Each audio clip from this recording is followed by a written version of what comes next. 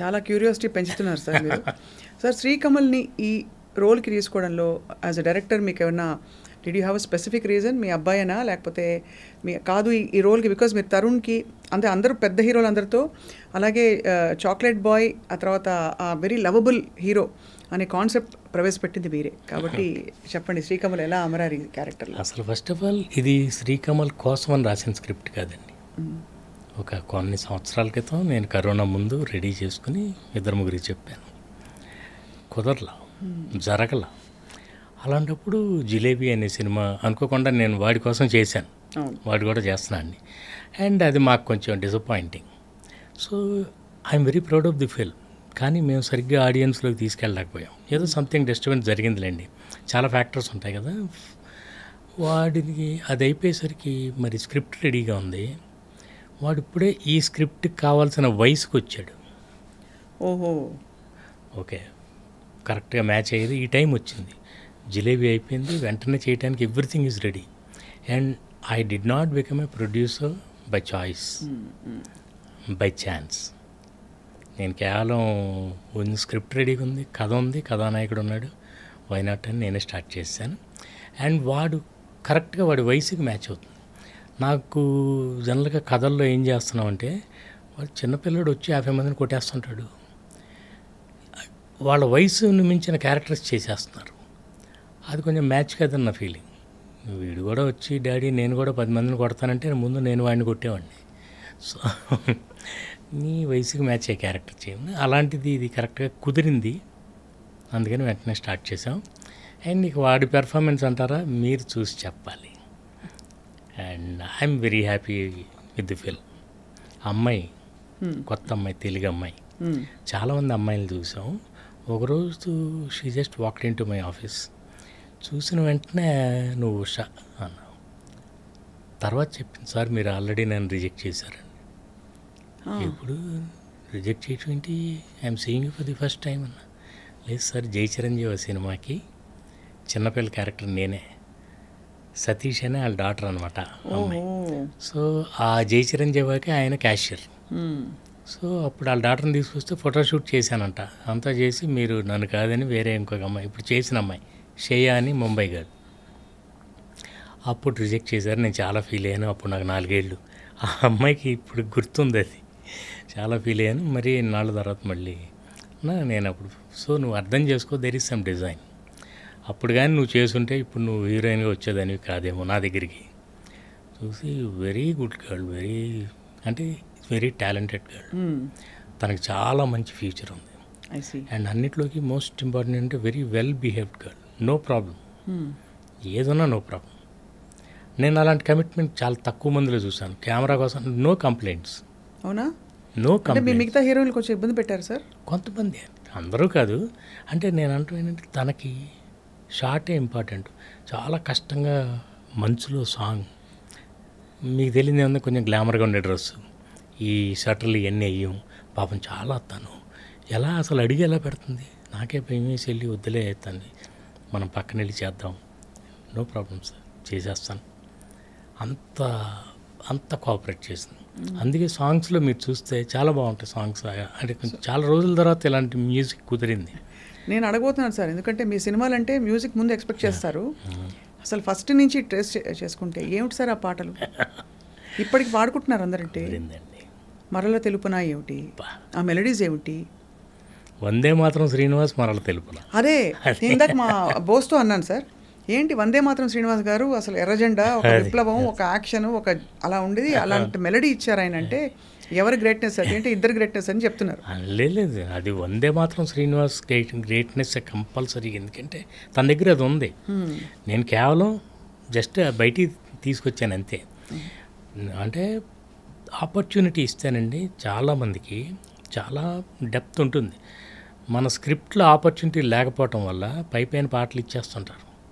నన్ను అన్నయ్య సీన్ చెప్తే శాస్త్రి గారు అడిగేవాళ్ళు, అలా ఎందుకు చేస్తావు, నువ్వు ఎలా తీస్తావు అట్లాగూ, ఏంటది, వాడు ఎందుకు అలా బిహేవ్ చేస్తాడు, మాకు అంత డిస్కషన్ ఉండేది. అంటే ఈ ముక్క రాయటానికి ఇలాంటి పదం పాడొచ్చా ఆ క్యారెక్టరు, దానికి బోల్డ్ డిస్కషన్ ఉండేది. సో దాని వెనకాల వాళ్ళందరూ అట్లా మ్యూజిక్ డైరెక్టర్ ఏమో ట్యూన్ ఇవ్వాలి, నేను ఒక దాంట్లో ఇంకో దాంట్లో ఎంటర్ నేను. వాళ్ళ మ్యూజిక్ డైరెక్టర్ పాటలు రాసేస్తున్నారు. ఇన్ఫ్యాక్ట్ నా ఈ సినిమాకి కూడా తను రాశాడు, కానీ పాట మ్యాచ్ అయితేనే రాయాలి. తన దగ్గర 4 వాక్యాలు ఉన్నాయని దాన్ని ట్యూన్ కట్టేస్తే ఒప్పు. పాటకి మనం మర్యాద ఇవ్వాలి.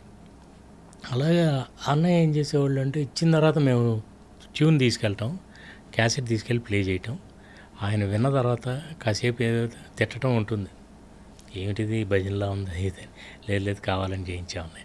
తర్వాత ఆయన అందం పోసేసేవాళ్ళు అందులో. బంగారం వెలిసిపోదా నీ సొగసును చూసి, మందారం మురిసిపోదా, అక్కడ దాకా రాశారు అన్నయ్య. నేను వెయిటింగ్ ఇరుక్కున్నప్పుడు. అంటే ఇంకో పదం ఎలా వస్తుంది అంటే, కొన్ని పదాలు చాలా కష్టంగా ఉంటాయి. బంగారం వెలిసిపోదా నీ సొగసుని చూసి, మందారం మురిసిపోదా నీ సిగలో పూసి అన్నారు. అంత ఈజీగా వచ్చేసేది ఆయనకి. బంగారానికి మాత్రం తగ్గించి ఎందుకు మందారానికి అప్ చేశారు సార్? అంటే బంగారం ఇన్ఫీరియర్ ఫీల్ అయ్యి వెనక్కి వెలిసిపోతుంది, మందారం మాత్రం మురిసిపోదా అంటే విచ్చుకుంటుంది, that blossoming. You see the visual.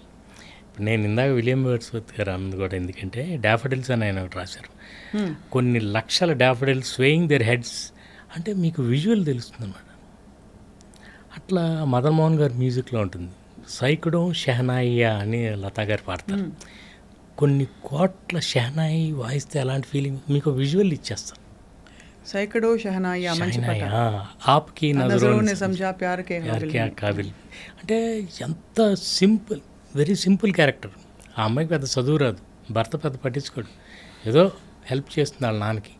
అప్పుడు చాలు ఒక ప్రేమగా ఒక చూపు చూస్తాడు అంతే. దాన్ని ఎక్కడికి తీసుకెళ్ళిపోయారండి. అంటే అలాంటి ఒక జీనియస్లు ఉంటే it is possible. Music sir ఎవరు ఈసారి?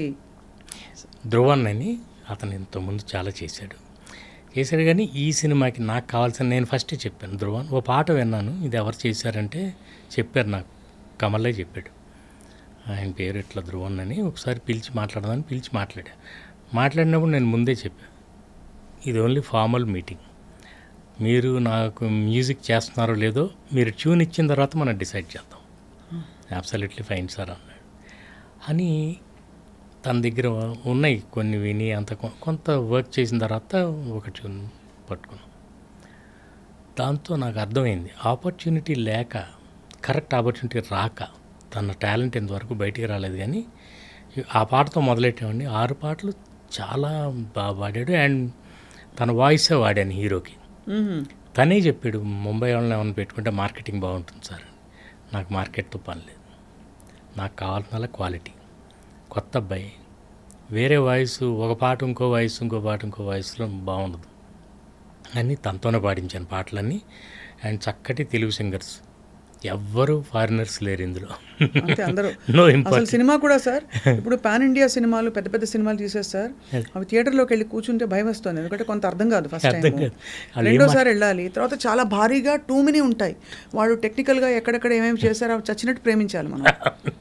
కష్టం అయిపోతుంది. అంటే హాయిగా మంచి సినిమా, నవ్వుకున్నావు, కాసేపు బాధపడ్డాము, అన్నీ అయ్యాయి. అలాంటి సినిమా చక్కటి తెలుగు సినిమా చూసి చాలా రోజులైంది. అవును, వైలెన్స్ ఓవర్టేకెన్ ఎవ్రీథింగ్. అందుకనే మీకు ఒక కైండ్ ఆఫ్ మ్యూజిక్ చనిపోయింది. అంటే రొమాంటిక్ సాంగ్ లేదు హీరోకి, హీరో అమ్మాయిని అల్లరి చేస్తూ పాడటమే కానీ దెర్ ఇస్ నో రొమాన్స్. ఊహల గుసగుసలాడే ఏం పాట అండి, ఎన్ని సంవత్సరాలు అయింది, ఎన్ని దశాబ్దాలు అయింది. అక్కడ దాకా ఎందుకు సార్, సింపుల్ థింగ్, నువ్వే కావాలంటోంది పదే పదే నా ప్రాణం, అది తర్వాత ఎన్ని అసలు అనగనగా ఆకాశం ఉంది, ఆకాశంలో మేఘం ఉంది, మేఘం ఎంత రేంజ్ ఉంది ఆ పాటలో, రాచిలకాను ఎంత బాగుంది, ఎనర్జీ ఉంది, జోష్ ఉంది. ఎనర్జీ అంటే అది సగం మేకర్స్లోనే తప్పండి, ఆడియన్స్ అన్నీ అంటారు, వాళ్ళదేం తప్పలేదు. యాక్చువల్లీ మనది ఒక సినిమా ఆడింది అనుకోండి, చాలా సంతోషం, ఆడినప్పుడు కోపం వచ్చేస్తుంది, ఆడియన్స్ టేస్ట్ మారిపోయింది అని రెండో రోజు తెలుస్తుంది తప్పు, వాళ్ళదేం మారలా. మన సేమ్ ఆడియన్సే నా ప్రీవియస్ సినిమా అంత హిట్ చేసింది. సో ఈ కాన్సెప్ట్లోనే ఏదో తేడా ఉంది మనం చేసిన దాంట్లో. సో మనల్ని మనం కరెక్ట్ చేసుకుంటే మళ్ళీ చూస్తారు. ఆడియన్స్ ఒక కంప్లీట్ మసాలా సినిమా చూస్తారు, ఒక మంచి క్లాసికల్ చూస్తారు, ఎనీథింగ్ మనం ఇచ్చేవాళ్ళలోనే అది తేడా అంతా. మ్యూజిక్ మీరు ఎతికితే ఈ సినిమాకి కుదిరిన music, I'm very proud of this music. చాలా రోజుల తర్వాత మళ్ళీ మీనింగ్ఫుల్గా ఉంటాయి లిరిక్స్ అన్నీ వినబడతాయి. యాక్చువల్లీ ఇదివరకు నేను ఇంకో చోట చెప్పాను, ఇదివరకు మ్యూజిక్ అంటే సౌండ్ ఆఫ్ మ్యూజిక్ అని ఎగ్జాంపుల్ చెప్పేవాళ్ళం, ఏమి సాంగ్స్ సౌండ్ ఆఫ్ మ్యూజిక్ సినిమాలో. Today sound is music. అలా అయిపోయింది. లిరిక్ని డామినేట్ చేసేస్తూ అసలు ఏం పాడుతున్నారో అర్థం కాదు. ఎందుకంత సౌండ్ ఉందనంటే అది తక్కువ ఉంటే మరి లిరిక్స్ అడుగుతారు సార్, అర్థం అడుగుతారు. సో అందుకని వెళ్ళిపోయామా, అందుకని. సో అలా ఏర్చి కూర్చి మీరు అన్ని చేశారని చెప్పచ్చా sir after? But why such a long gap? 5 సినిమాలు అయిపోయినాయండి. గ్యాప్ నేను కావాలని తీసుకోవాలి. కొన్ని జరగవు, కొన్ని కుదరవు. అలాంటప్పుడు నాకు నేను చిన్నప్పటి నుంచి నేర్చుకున్నది, మన ప్రయత్నం మనం చేయాలి. ఆ తర్వాత అంటే when it doesn't happen you should let it go. దాన్ని పట్టుకుని ఎలాడకూడదు, బాధపడకూడదు. బాధపడినంత మాత్రం బాగుపడదు. సో మీరేదో ఫీల్ అయిపోతున్నాను సడన్గా సెటప్ అయిపోదు అంతా, అది అయ్యే టైంకే అవుతుంది. So stop crying, keep trying. ఏం సినిమా లాగేస్తారు అడగచ్చా? అంటే చాలా, అంటే అది ఇంకా బిగినింగ్లో ఉండగానే అయిపోయినాయి, మధ్యలో కదా ఆగటం. ఒక సినిమా అయితే ముహూర్తం కూడా చేసాం. స్టార్ కాస్టర్ ఎవరి సినిమా మిస్ అయ్యాం అట్లయినా? అంటే అది ఫ్రాంక్లీ స్పీకింగ్ మిగతా I don't want embarrass them, వాళ్ళని పెద్ద హీరోలే కానీ, అంటే పేరున్న హీరోలు, పేరున్న హీరోల సినిమాలు మీరు మొదలుపెట్టి ఆగిపోయాయి 5 వివిధ కారణాల వల్ల. 5 అంత. నేనేమనుకుంటానంటే there is a design. Films like marriages, films are made in heaven, shot on earth. ఇక్కడ మనం కేవలం కుదిరింది ఏదో షూట్ చేయగలం, కానీ ఈ సెటప్ అంతా అలాగే జరుగుతుంది. నువ్వే కావాలప్పుడు రవికిషోర్ గారు చెప్పారు, కొత్త అబ్బాయి నేను చేయలేప్పుడు. సో నువ్వేమో పెద్ద హీరో సినిమా ఒకటి చూపిస్తే నువ్వు అది రిజెక్ట్ చేసి ఇది సెలెక్ట్ చేసుకున్నావు. మనం చేయలేము. అందరం చాలా, మరి ఎట్లా, స్టోరీ బాగుంది, స్క్రిప్ట్ అంతా చేసాం, హీరో లేడు, కొత్త అబ్బాయే కావాలి, ఆ వయసులో అబ్బాయి. అలాంటప్పుడు రామోజీరావు గారి స్టూడియో నుంచి ఆయనకు ఒక కాల్ రావటం.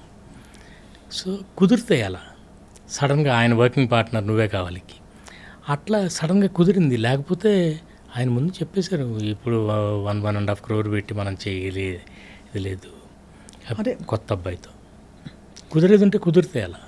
కానీ అదే సార్ బ్యూటీ ఏంటంటే, మీరు 1.5 crores ఆ రోజుల్లో ఇట్ వాజ్ మంచి చక్కగా మంచి సినిమా తయారయ్యేది, దానికి ప్రాఫిట్స్ వచ్చేవి, పేరు వచ్చేది, అవార్డ్స్ వచ్చేవి, వాళ్ళకి హీరోలకి ఆర్టిస్టులకి ఒక కెరియర్ బిల్డ్ అయ్యేది.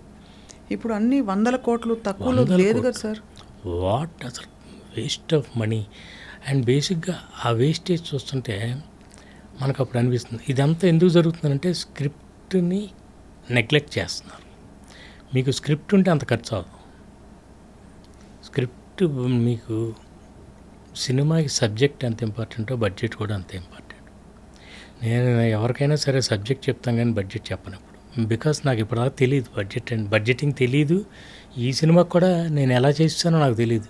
మై డాటర్, మై స్టాఫ్ వాళ్ళందరూ కలిసి నాకు హెల్ప్ చేస్తారనమాట. హెల్ప్ చేసి అన్నీ, అంటే ఇట్స్ నాట్ రాకెట్ సైన్స్, కానీ అది ఖచ్చితంగా దానికి ఒక మనిషి ఉండాలి. నేను డైరెక్ట్ చేస్తూ మళ్ళీ లెక్కలు ఇవన్నీ చూడలేను, నాకు ఎవరు బేటా అంతా కూడా నాకు తెలియదు. అట్లా కుదిరింది. జరిగేది ఉంటే జరుగుతుందండి, లేకపోతే ఆగుతుంది. So films are made in heaven first time వింటున్నాం. I'm very sure about it. You won't believe. నేను కొన్ని చెప్తే అసలు మీకు ఎంత ఆశ్చర్యంగా ఉంటుందని. నిజమా? ఈ స్క్రిప్టే ఇదే, ఉషాపరిణి 3 హీరోలతో చేయాల్సింది డైరెక్ట్గా ఒక హీరోతో ఓపెనింగ్ కూడా చేసి ఆగిపోయింది. ఇదే సినిమా, ఇదే సబ్జెక్ట్. అందుకే మళ్ళీ ఉషాపరిణి నా కొడుకు మ్యాచ్ అయ్యింది. శ్రీకమల్కి రాసిపెట్టుంది. రాసిపెట్టుంది.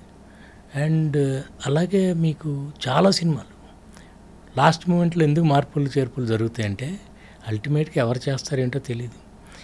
Cinema is magical. అదే ఎందుకు మ్యాజికల్ అంటే మనకు తెలియని ఎన్నో జరుగుతాయి. కొన్ని పాజిటివ్లు, కొన్ని నెగిటివ్లు జరుగుతాయి.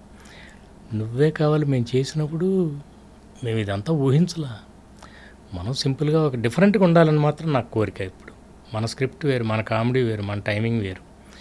ఇంకొకరిని ఫాలో అవ్వకూడదు. అది మాత్రమే అనుకున్నాం కానీ we never thought it would become so huge. అట్లా అలాగే కొన్ని మంచి సినిమాలు కూడా, కొన్ని మంచి సినిమా ఇది ఎందుకు వెళ్ళలేదంటే ఏమో చెప్పలేము. దానికి ఏంటో కారణాలు ఇంకేవేవో ఉంటాయి. అవును. So you are only responsible for your work, not for the result. అంతే. అది భగవద్గీతలో చెప్పేసింది, మీరు అనుభవపూర్వకంగా చూసుకున్నారు. 100% ట్రూ. మనకు ముందు తెలియదు కానీ ఏదో ఉందంటే, అందుకే నేను కమల్కి కూడా చెప్తాను, నువ్వు don't bother about all those things. ఈ సినిమా ఆడుతుందా, అది చేస్తుందా, నేను ఈ హీరో అవుతాను, ఈ లెక్కల్లో వద్దు. అవన్నీ ఇక్కడ ఉన్నాయంటే నీ పెర్ఫార్మెన్స్ రాదు. And you just do your thing and go ahead. మిగతా వాళ్ళు కూడా నన్ను మరి కమల్ అవుతాడా హీరో అంటే నాది ఒకటే సమాధానం, హీరా హో తో చమ్కేగా హీ. If it is a diamond it will definitely shine. If he is an actor he will be fine. మనమేం డిజైన్ చేయక్కర్లా. సార్, మీరు as a director and as a dad ఎలా, how do you gauge? Very professional as a director. As a father I'm quite easy going. నేను పెద్ద